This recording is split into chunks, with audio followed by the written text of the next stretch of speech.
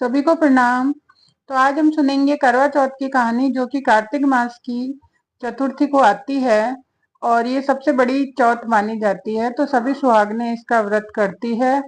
और इस व्रत की कहानी मैं इसलिए सुना रही हूँ कि जो लड़कियां अकेली रहती है या जो कहानी सुन नहीं पाती है, जिनके पास बुक नहीं है कहानी सुनने के लिए, तो वो इस वीडियो को देख के अपनी कथा सुन सकती है और व्रत को पूर्ण कर सकती है। तो इसमें सबसे पहले एक गणेश जी भगवान की मूर्ति, पाटा और रोली मोली, कलश, एक गिलास में चीनी भर के उसको उसमें पैसे रख के वो मिनसते हैं। वो फिर अपनी सास या ननद को दिया जाता है।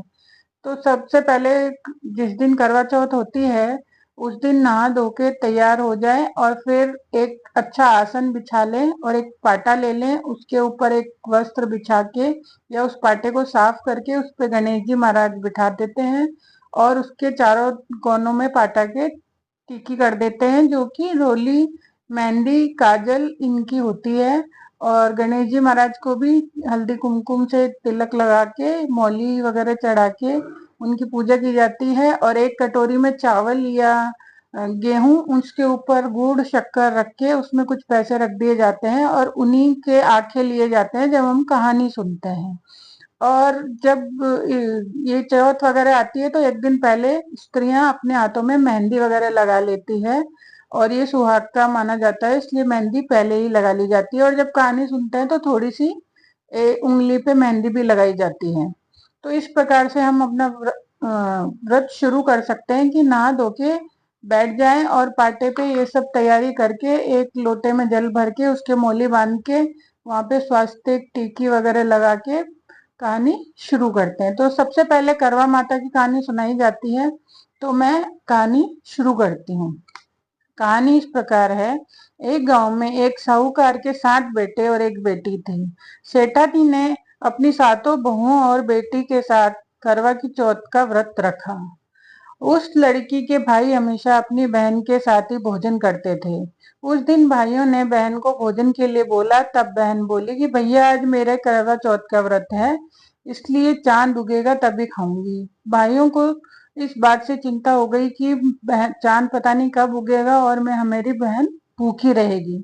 इसलिए एक भाइयों को एक दिमाग में बात आई कि एक दीपक जलाया और एक भाई ने छलनी ली और वो पहाड़ी पे जाके उन्होंने चांद दिखा दिया। नकली चांद बना के उन्होंने बहन को दिखा दिया और बहन को बोला कि बहन आजा चांद देख ले, चांद उग गया है। तो बहन ने भाभीियों को बोला कि भाभी चांद उग गया है, आ जाओ अर्घ दे दे। तो भाभियां बोली कि बाई जी ये तो आपका चांद उगा है, हमारा तो रात को उगेगा, आप ही देख लो। तो बहन ने जाके अर्घ दी और अर्घ देने के बाद खाना खाने बैठी तो पहले कौर में बाल आया और दूसरे खाने लगी तो ससुराल से बुलावा आ गया कि जवाई जी बहुत बीमार है, सो बहू को जल्दी भेजो। तो माँ ने जैसे ही बेटी के कपड़े निकालने के लिए बक्सा खोला तो तीनों बार में ही कभी सफेद, कभी काला और कभी नीला कपड़ा निकला। तो माँ ने एक सोने का सिक्का निकाल के बेटी के पल्ले से बांध दिया और कहा कि रास्ते में सबके पैर छूती जाना और जो तुझे अमर सुहाग का आशीर्वाद दे उसे ये सोने का सिक्का दे के पैर लग लेना। और तब रास्ते में सभी लोग मिलते गए। उन्होंने सबने भाइयों का सुख देखना और तो सभी अन्य आशीर्वाद दिए पर सुहाग का नहीं दिया। जैसे ही वह अपने ससुराल के दरवाजे पे पहुंची तो जेठ की लड़की बोली कि सीड़ हो, सपूती हो, एक 7 पूत की माँ हो। ये सुनते ही उसने अपने पल्ले से सोने का सिक्का निकाला और अपने जेठ की लड़की को दिया और उसके पैर छू लिए। अंदर गई तो पति मरा पड़ा था। बहू ने मरे हुए पति को जलाने के लिए मना कर दिया और बोली कि मैं एक अलग से झोपड़े में रहूंगी और अपने मरे हुए पति को लेकर रहूंगी। रोज वो सासू बच्ची कुची रोटी अपनी दासी के साथ भेज देती थी और कहती कि जा मुर्दा सेवनी को रोटी दे आ। थोड़े दिनों बाद ही माँ की चोट आई तो बोली कि करवा पिला, तू करवा पिला, भाइयों की प्यारी करवा पिला, दिन में चांद देखने वाली करवा पिला। जब वो बोली कि हे चौथ माता, मेरा उजड़ा हुआ सुहाग आपको ही बनाना है, मेरे पति को जिंदा करना पड़ेगा। मुझे मेरी गलती का पश्चाताप है, मैं आपसे माफी मांगती हूँ। तब चौथ माता बोली, मेरे से बड़ी बैसाख की चौथ आएगी तो वो तुझे सुहाग देगी। इसी तरह बैसाख की चौथ आई और उससे कहा कि भादवे की चौथ आएगी तो तुझे सुहाग देगी। तब कुछ महीने बाद भादवे की चौथ माता स्वर्ग से उतरी और वह सब कहने लगी कि उससे चौथ माता के पांव पकड़ लिए। चौथ माता बोली कि तेरे सबसे बड़ी कार्तिक की करवा चौथ माता है, वह ही नाराज हुई है, इसलिए तू उसके पैर मत छोड़ना, वही तेरे सुहाग को अमर कर सकती है। यदि तूने उसके पैर छोड़ दिए तो फिर कोई भी तेरे पति को जिंदा नहीं कर सकता है। कार्तिक मास का महीना आया, स्वर्ग से चौथ माता उतरी और चौथ माता आई और गुस्से में बोली, भाइयों की बहन करवा ले, दिन में चांद उगानी करवा ले, घनी बुकानी करवा ले, व्रत भांडनी करवा ले। जब साहूकार की बेटी ने पैर पकड़ लिए वह विलाप करने लगी। चौथ माता, मेरा सुहाग तो मेरे व्रत भंग करने से उजड़ा है। मैं ना समझ थी, मुझे इतना बड़ा दंड ना देवे। तब चौथ माता बोली, पापणी हत्यानी, मेरा क्यों पैर पकड़ के बैठी है, मेरा पैर छोड़ दे। तब वह बोली, मेरी बिगड़ी हुई आपको ही बनानी पड़ेगी, मुझे सुहाग देना पड़ेगा क्योंकि आप सब जग की माता हैं और सबकी इच्छा पूरी करने वाली हैं। तब चौथ माता खुश हुई और अपनी आंखों में से काजल निकाला, नाखून में से मेहंदी निकाली, बिंदी में से रोली निकाली और सबसे छोटी उंगली से उसके मरे हुए पति पे छींटे दिए। छींटे देते ही उसका पति बैठ गया और बोलने लगा, मुझे तो बहुत नींद आई। जब वह बोली, मुझे तो 12 महीने हो गए, मैं तो चौथ माता से ने मुझे तो चौथ माता ने सुहाग दिया है। तब पति बोला कि चौथ माता का विधि विधान से उजमन करो।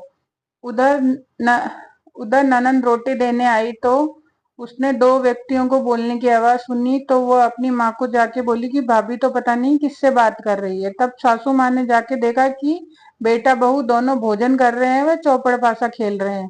ये देख के वो बहुत खुश हुई और पूछने लगी कि ये सब कैसे हुआ बहू।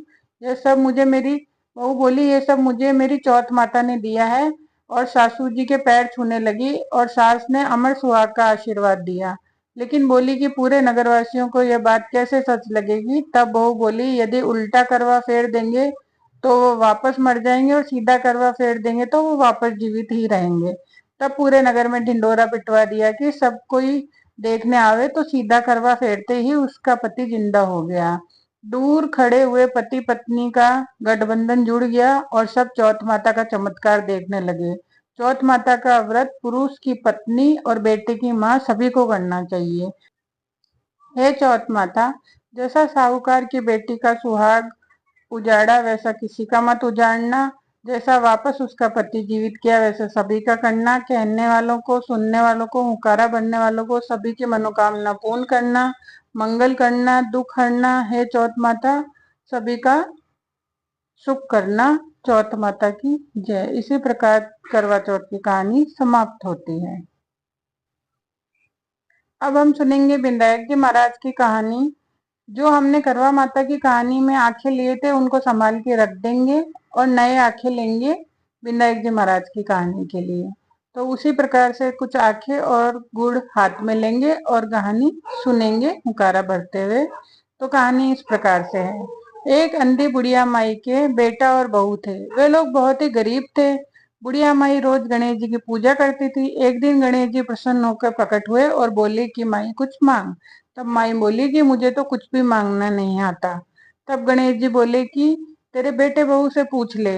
तब वो अपने बेटे से पूछने गई तो बेटा बोला कि माई धन मांग ले। फिर वो अपने बहू से पूछने गई तो बहू बोली कि माई पोता मांग लो। तब माई ने सोचा ये दोनों तो अपने मतलब की मांग रहे हैं, तो वो पड़ोसन से पूछने चली गई। पड़ोसन बोली कि अरे तू क्यों धन मांगे और क्यों पोता मांगे, अपने लिए दीदा गोड़ा मांग ले। तब वह घर आकर माई ने सोचा कि एक ऐसी चीज मांगनी चाहिए जो बेटा बहू भी राजी हो जाए और मेरा भी मतलब पूरा हो जाए। तब दूसरे दिन गणेश जी आए और कहने लगे कि माई कुछ मांग। तब बुढ़िया बोली, दीदा दे, गोडा दे, सोने के कटोरे में पोतों को दूध पीता देखूं, अमर सुहाग दे, निरोगी काया दे, सभी देवों को सुख दे।